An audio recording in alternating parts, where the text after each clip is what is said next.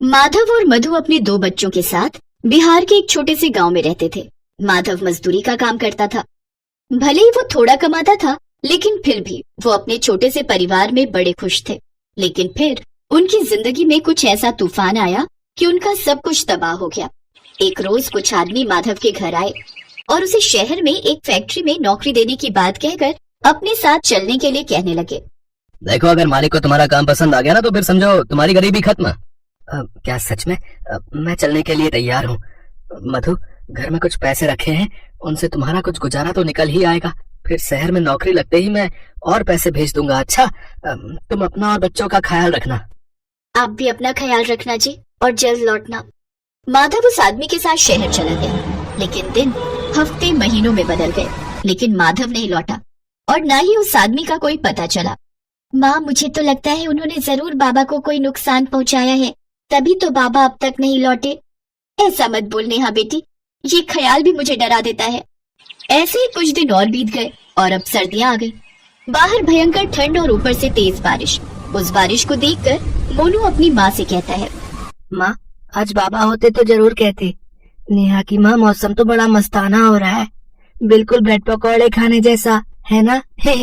अगर तुझे ब्रेड पकौड़े खाने का इतना ही मन है तो साफ साफ क्यों नहीं कहता? मैं अभी बना देती हूँ।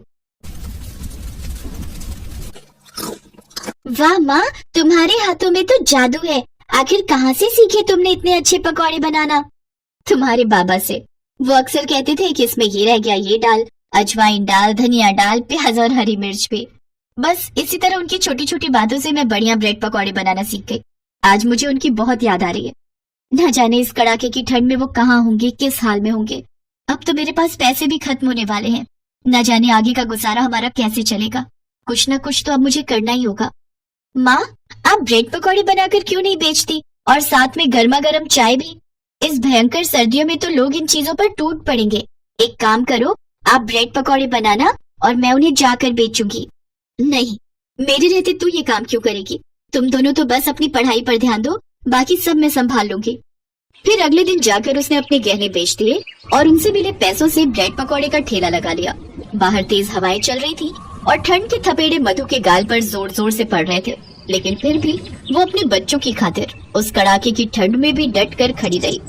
लेकिन उसके पास कोई ग्राहक नहीं आया। फिर काफी देर बाद उसके पास एक ग्राहक आया। बहन जी, एक प्लेट ब्रेड पकौड़ा लगाना तो, और जरा जल्दी कर देना। वो क्या है ना कि बहुत जोरों की भूख लगी है। जी अभी लो भाई साहब।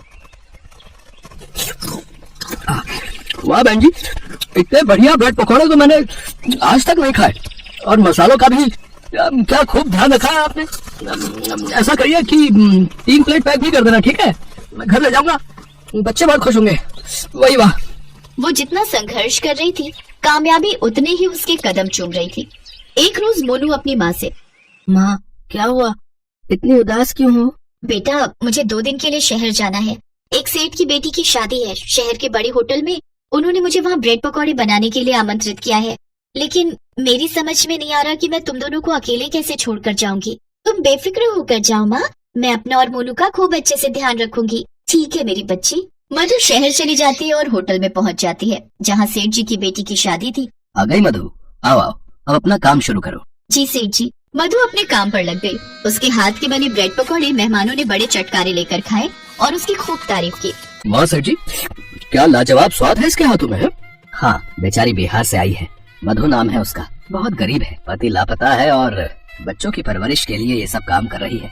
सोच रहा हूँ मेहनती बहुत है, दुगने पैसे दे दूंगा। पीछे एक आदमी ये सब बातें सुन रहा था। तभी वहाँ मधु आ गई। उसकी नजर उस आदमी पर गई। दरअसल वो माधव था। माधव ने भी उसे देख लिया। फिर वो भागता हुआ उसके पास आया और अपनी पत्नी को गले लगाकर रोने लगा।